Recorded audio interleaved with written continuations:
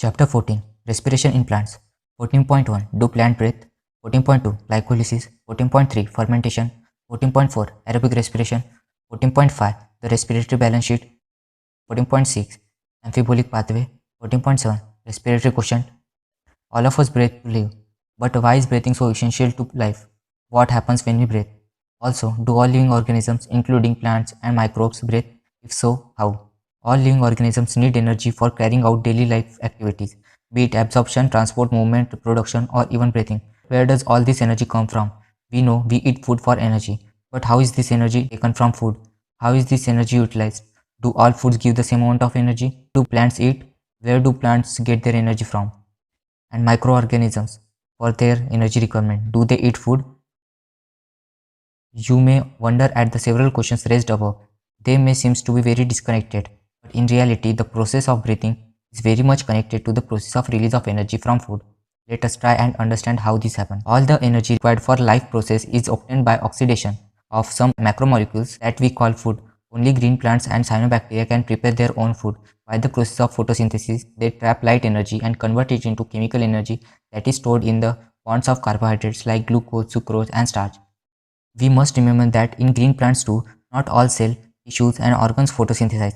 Only cells containing chloroplasts that are most often located in the superficial layers carry out photosynthesis. Hence, even in green plants, all other organs, tissue, and cells that are non-green need food for oxidation. Hence, food has to be translocated to all non-green parts. Animals are heterotrophic, i.e., they obtain food from plants directly, herbivores, or indirectly, carnivores. Saprophytes like fungi are dependent on dead and decaying matter. What is important to recognize is that ultimately all the food that is required for life process comes from photosynthesis. This chapter deals with cellular respiration or the mechanism of breakdown of food material within the cell to release energy and the trapping of this energy for synthesis of ATP. Photosynthesis of course takes place within the chloroplast in the eukaryotes, whereas the breakdown of complex molecules to yield energy takes place in the cytoplasm and in the mitochondria, also only in eukaryotes. Breaking of the carbon-carbon bonds of complex compound through oxidation within cells leading to release of considerable amount of energy is called respiration. The compounds that are oxidized during this process are known as respiratory substrates. Usually, carbohydrates are oxidized to release energy, but proteins, fats, and even organic acid can be used as respiratory substrate in some plants. Under certain conditions, during oxidation within cells, all the energy contained in respiratory substrate is not released free into the cell or in a single step. It is released in a series of slow stepwise reaction controlled by enzymes, and it is trapped as chemical energy in the form of ATP. Hence, it is important to understand that the energy released by oxidation in respiration is not, or rather cannot be used directly, but is used to synthesize ATP, which is broken down whenever and wherever energy needs to be utilized. Hence, ATP acts as the energy currency of the cell. This energy trapped in ATP is utilized in various energy requiring processes of organism, and the carbon skeleton produced during respiration is used as precursor for biosynthesis of other molecules in the cell. 14.1 Do plants breathe? Well, the answer to this question is not quite so direct. Yes, plants require oxygen for respiration to occur, and they also give out CO2. Hence, plants have systems in place that ensure the availability of oxygen. Plants, unlike animals, have no specialized organs for gaseous exchange, but they have stomata and lenticels for this purpose. There are several reasons why plants can get along without respiratory organs. First, each plant part takes care of its own gaseous exchange need. There is very little transport of gases from one part to another. Second, plants do not present great demands for gaseous exchange. Roots, stem, and leaves respire at rate far lower than animals do. Only during photosynthesis are large volumes of gases exchanged, and each leaf is well adapted to take care of its own need during these periods. When cells photosynthesize, availability of oxygen is not a problem in these cells since oxygen released within the cells. Third, distance that gases must diffuse even in large bulky plant is not great. Each living cell in a plant is located quite close to the surface of the plant. This is true for leaves. You may ask, but what about thick woody stems and roots? In stems, the living cells are organized in thin layer inside and beneath the bark. They also have openings called lenticels. The cells in the interior are dead and provide only mechanical support. Thus, most cells of a plant have at least a part of their surface in contact with air. This is also facilitated by the loose packing of parenchyma cells in leaves, stems, and roots, which provide an interconnected network of air spaces. The complete combustion of glucose, which produces CO2 and H2O as end products, yield energy, most of which is given out as heat. Equation: C6H12O6 plus 6O2 gives 6 CO2 plus 6 H2O plus energy. If this energy is to be useful to the cell, it should be able to utilize it to synthesize other molecules that the cell requires. Strategy that the plant cell uses is to catabolize the glucose molecule in such a way that not all the liberated energy goes out as heat. The key is to oxidize glucose not in one step but in several small steps, enabling some steps to be just large enough such that the energy release can be coupled to ATP synthesis. How this is done is especially the story of respiration. During the process of respiration, oxygen is utilized and carbon dioxide, water and energy are released as products. The combustion reaction requires oxygen, but some cells live where oxygen may or may not be available. Can you think of such situation, an organism where oxygen is not available? There are sufficient reasons to believe that the first cells on this planet lived in an atmosphere that lacked oxygen. Even among present-day living organisms, we know of several that are adapted to anaerobic conditions. Some of these organisms are facultative anaerobes, while in others the requirement for anaerobic condition is obligate. In any case, all living organisms retain the enzymatic machinery to partially oxidize glucose without the help of oxygen. This breakdown of glucose to pyruvic acid is called glycolysis. 14.2 Glycolysis. The term glycolysis has originated from the Greek word glykos for sugar and lysis for splitting. The scheme of glycolysis was given by Gustav Emden, Otto Meyerhoff, and J. Parnas, and is often referred to as the EMP pathway. In anaerobic organism, it is the only process in respiration. Glycolysis occurs in the cytoplasm of the cell and is present in all living organisms. In this process, glucose undergoes partial oxidation to form two molecules of pyruvic acid.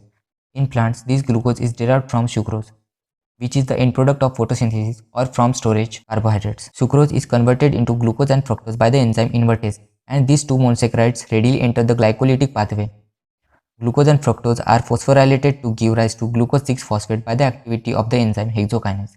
This phosphorylated form of glucose then isomerizes to produce fructose 6-phosphate. Subsequent steps of metabolism of glucose and fructose are same. The various steps of glycolysis are depicted in figure 14.1. In glycolysis, a chain of 10 reactions under the control of different enzymes takes place to produce pyruvate from glucose. While studying the steps of glycolysis, please note the steps at which utilization or synthesis of ATP or NADH plus H plus takes place. ATP is utilized at two steps. First, in the conversion of glucose into glucose 6-phosphate, and second, in the conversion of fructose 6-phosphate to fructose 1,6-bisphosphate. The fructose 1,6-bisphosphate is split into dihydroxyacetone phosphate and 3-phosphoglyceraldehyde (PGL). We find that there is one step where NADH plus H plus is formed from NAD plus. This is when 3-phosphoglyceraldehyde (PGL) is converted to 1,3-bisphosphoglycerate (BPGA). Two redox equivalents are removed in the form of two hydrogen from PGL and transferred to a molecule of NAD+. PGL is oxidized and with inorganic phosphate to get converted into BPGA. The conversion of BPGA to 3-phosphoglyceric acid (PGA) is also an energy yielding process. This energy is trapped by the formation of ATP. Another ATP is synthesized during the conversion of PEP to pyruvic acid. Can you then calculate how many ATP molecules are directly synthesized in this pathway from one glucose molecule? Pyruvic acid is then the key product of glycolysis. What is the metabolic fate of pyruvate? This depends on the cellular needs. There are three major ways in which different cells handle pyruvic acid produced by glycolysis. These are lactic acid fermentation, alcoholic fermentation, and aerobic respiration. Fermentation takes place under anaerobic conditions in many prokaryotes and unicellular eukaryotes. For the complete oxidation of glucose to CO2 and H2O, however, organisms adopt Krebs cycle, which is also called as aerobic respiration. This requires oxygen supply. 14.3 Fermentation.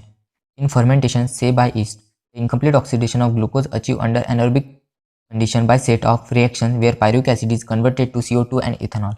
The enzymes pyruvic acid, decarboxylase and alcohol dehydrogenase catalyze this reaction. Other organisms like some bacteria produce lactic acid from pyruvic acid. The steps involved are shown in figure 14.2. In animal cells, also like muscles during exercise, when oxygen is inadequate for cellular respiration, pyruvic acid is reduced to lactic acid by lactate dehydrogenase. The reducing agent is NADH plus H plus, which is reoxidized to NAD plus in both the processes. In both lactic acid and alcohol fermentation, not much energy is released. Less than 7% of the energy in glucose is released and not all of it is trapped as high energy bonds of ATP. Also, the processes are hazardous. Either acid or alcohol is produced. What is the net ATP that is synthesized? Calculate how many ATP are synthesized and deduct the number of ATP utilized during glycolysis. when one molecule of glucose is fermented to alcohol or lactic acid. These poison themselves to death when the concentration of alcohol reaches about 13%. What then would be the maximum concentration of alcohol in beverages that are naturally fermented? How do you think the alcoholic beverages of alcohol content greater than this concentration are obtained? What then is the process by which organisms can carry out complete oxidation of glucose and extract the energy stored to synthesize a larger number of ATP molecules needed for cellular metabolism? In eukaryotes, these steps take place within the mitochondria and these require oxygen. Aerobic respiration is the process that leads to a complete oxidation of organic substances in the presence of oxygen and releases water and a large amount of energy present in the substrate. This type of respiration is most common in higher organisms. We will look at these processes in the next section. 14.4 Aerobic respiration. For aerobic respiration to take place within the mitochondria, the final product of glycolysis, pyruvate is transported from the cytoplasm into the mitochondria. The crucial events in aerobic respiration are: first, the complete oxidation of pyruvate by the stepwise removal of all the hydrogen atoms, leaving 3 molecules of CO2. Second, passing on of the electron removed as part of the hydrogen atoms to molecular oxygen with simultaneous synthesis of ATP. What is interesting to note is that the first process takes place in the matrix of the mitochondria, while the second process is located on the inner membrane of the mitochondria. Pyruvate, which is formed by the glycolytic catabolism of carbohydrate in the cytosol, after it enters mitochondrial matrix, undergo oxidative decarboxylation by a complex set of reactions catalyzed by pyruvate dehydrogenase.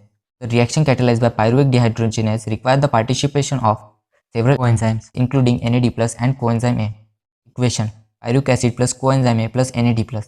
In presence of Mg2+ and pyruvate dehydrogenase gives acetyl coenzyme A plus CO2 plus NADH plus H+. During this process, 2 molecules of NADH are produced from the metabolism of 2 molecules of pyruvic acid produced from one glucose molecule during glycolysis. The acetyl coenzyme may then enter a cyclic pathway, tricarboxylic acid cycle, more commonly called as Krebs cycle, after the scientist Hans Krebs, who first elucidated it. 14.4.1 Tricarboxylic acid cycle. The TCA cycle starts with the condensation of acetyl group with oxaloacetic acid and water to yield citric acid. The reaction is catalyzed by the enzyme citrate synthase and a molecule of coenzyme A is released. Citrate is then isomerized to isocitrate. It is followed by 2 successive steps of decarboxylation, leading to the formation of alpha-ketoglutaric acid and then succinyl coenzyme A. In the remaining steps of citric acid cycle, succinyl coenzyme A is oxidized to oxaloacetic acid, allowing the cycle to continue. During the conversion of succinyl coenzyme A to succinic acid, a molecule of GTP is synthesized. This is a substrate level phosphorylation. In a coupled reaction, GTP is converted to GDP with the simultaneous synthesis of ATP from ADP. Also, there are 3 points in the cycle where NAD+ is reduced to NADH plus H+, and 1 point where FAD+ is reduced to FADH2. The continued oxidation of acetyl coenzyme A via the TCA cycle requires the continued replenishment of oxaloacetic acid, the first member of cycle. In addition, it also requires regeneration of NAD+ and FAD+ from NADH and FADH2 respectively. The summary equation for the phase of respiration may be written as follows. Equation: pyruvic acid plus 4NAD+ plus FAD+ plus twice H2O plus ADP plus inorganic phosphate in mitochondrial matrix gives 3CO2 plus 4NADH plus 4H plus FADH2 plus ATP. We have till now seen that glucose has been broken down to release CO2 and 8 molecules of NADH plus H plus, 2 of FADH2 have been synthesized, besides just 2 molecules of ATP in tricarboxylic acid cycle. You may be wondering why we have been discussing respiration at all. Neither oxygen has come into the picture nor the promised large number of ATP has yet been synthesized. Also, what is the role of NADH plus H plus and FADH2 that is synthesized? Let us now understand the role of oxygen in respiration and how ATP is synthesized. 14.4.2 Electron Transport System ETS and Oxidative Phosphorylation. The following steps in the respiratory process are to release and utilize the energy stored in NADH plus H plus and FADH2. This is accomplished when they are oxidized through the electron transport system and the electrons are passed to oxygen, resulting in the formation of H2O. The metabolic pathway through which the electron passes from one carrier to another is called the electron transport system ETS, and it is present in the inner mitochondrial membrane. Electrons from NADH produced in the mitochondrial matrix during citric acid cycle are oxidized by an NADH dehydrogenase complex 1, and electrons are then transferred to ubiquinone located within the inner membrane. Ubiquinone also receives reducing equivalents via FADH2 complex 2 that is generated during oxidation of succinate in the citric acid cycle. The reduced ubiquinol, is then oxidized with the transfer of electrons to cytochrome C via cytochrome Bc1 complex 3. Cytochrome C is a small protein attached to the outer surface of the inner membrane and acts as the mobile carrier for transfer of electrons between complex 3 and 4. Complex 4 refers to cytochrome C oxidase, complex containing cytochrome A and A3 and 2 copper centers. When the electrons pass from one carrier to another via complex 1 to complex 4 in the electron transport chain, they are coupled to ATP synthase, complex 5, for the production of ATP from ADP and inorganic phosphate. The number of ATP molecules synthesized depends on the nature of the electron donor. Oxidation of one molecule of NADH gives rise to 3 molecules of ATP, while that of one molecule of FADH2 produces 2 molecules of ATP. Although the aerobic process of respiration takes place only in the presence of oxygen, the role of oxygen is limited to the terminal stage of the process. Yet, the presence of oxygen is vital, since it drives the whole process by removing hydrogen from the system. Oxygen acts as the final hydrogen acceptor. Unlike photophosphorylation, where it is the light energy that is utilized for the production of proton gradient required for phosphorylation, in respiration, it is the energy of oxidation reduction utilized for the same process. It is for this reason that the process is called oxidative phosphorylation. You have already studied about the mechanism of membrane-linked ATP synthesis as explained by chemiosmotic hypothesis in the earlier chapter. As mentioned earlier, the energy released during the electron transport system is utilized in synthesizing ATP with the help of ATP synthase, complex 5. This complex consists of two major components, F1 and F0. F1 headpiece is a peripheral membrane protein complex and contains the site for synthesis of ATP from ADP and inorganic phosphate. F0 is an integral membrane protein complex that forms the channel through which protons cross the inner membrane. The passage of protons through the channel is coupled to the catalytic site of the F1 component for the production of ATP. For each ATP produced, 4H plus passes through F0 from the intermembrane space to the matrix down the electrochemical proton gradient. 14.5. Respiratory balance sheet. It is possible to make calculation of the net gain of ATP for every glucose molecule oxidized, but in reality, this can remain only a theoretical exercise. This calculation can be made only on certain assumption that, first, there is a sequential orderly pathway functioning with one substrate forming the next and with glycolysis, PCA cycle and ETS pathway following one after another. Second, the NADH synthesized in glycolysis is transferred into the mitochondria and undergoes oxidative phosphorylation. Third, none of the intermediates in the pathway are utilized to synthesis of any other compound. Fourth, only glucose is being respired, no other alternative substrates are entering in the pathway at any of intermediary stages.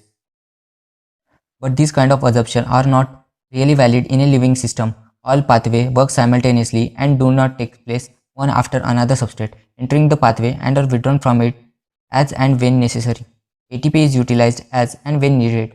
Enzymatic rates are controlled by multiple means, yet it is useful to do this exercise to appreciate the beauty and efficiency of the living system in extraction and storing energy.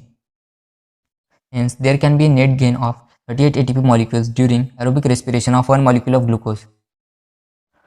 Now let us compare fermentation and aerobic respiration. First, fermentation accounts for only a partial breakdown of glucose, whereas in aerobic respiration it is completely degraded to CO2 and H2O.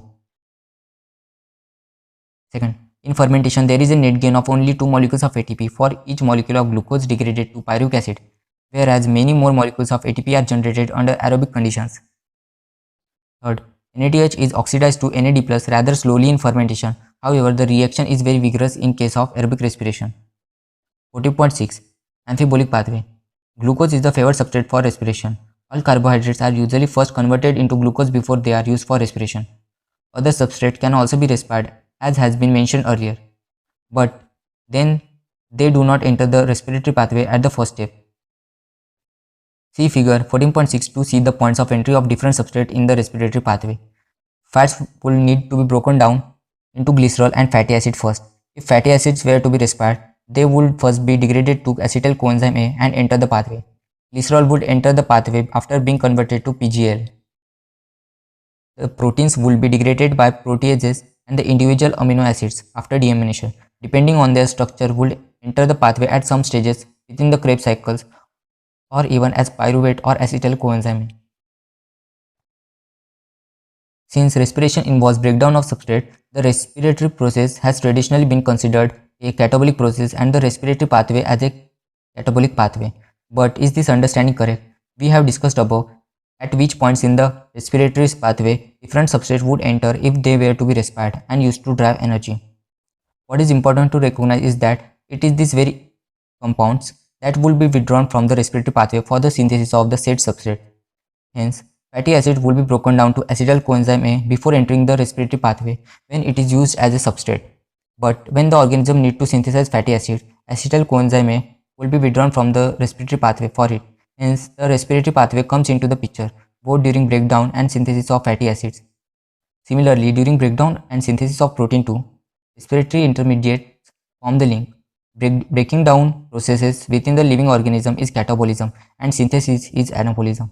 Because the respiratory pathway is involved in both anabolism and catabolism, it would hence be better to consider the respiratory pathway as an amphibolic pathway rather than as a catabolic one. 14.7 Respiratory question. Let us now look at another aspect of respiration. As you know, during aerobic respiration, oxygen is consumed and CO2 is released. The ratio of the volume of CO2 evolved to the volume of oxygen consumed in respiration is called the respiratory quotient or respiratory ratio. Respiratory quotient. Volume of CO2 evolved upon volume of oxygen consumed. The respiratory quotient depends upon the type of respiratory substrate used during respiration. When carbohydrates are used as substrate and are completely oxidized, the respiratory quotient will be 1 because equal amounts of CO2 and oxygen are evolved and consumed respectively as shown in the equation below. Equation C6H12O6 plus 6O2 gives 6CO2 plus 6H2O plus energy. Respiratory quotient 6CO2 upon 6O2 equals 1. When fats are used in respiration, the respiratory quotient is less than 1. Calculations for a fatty acid tripalmitin if used as a substrate is shown. Twice C51H98O6 tripalmitin plus 145 oxygen gives 102 CO2 plus 98 H2O plus energy. Respiratory quotient of tripalmitin equals 102 CO2 upon 145 oxygen equals 0.7. When proteins are the respiratory substrate, the ratio will be about 0.9. What is important to recognize is that in living organisms, respiratory substrates are often more than one. Pure proteins or fats are never used as respiratory substrates. Summary. Plants, unlike animals, have no special system for breathing or gaseous exchange.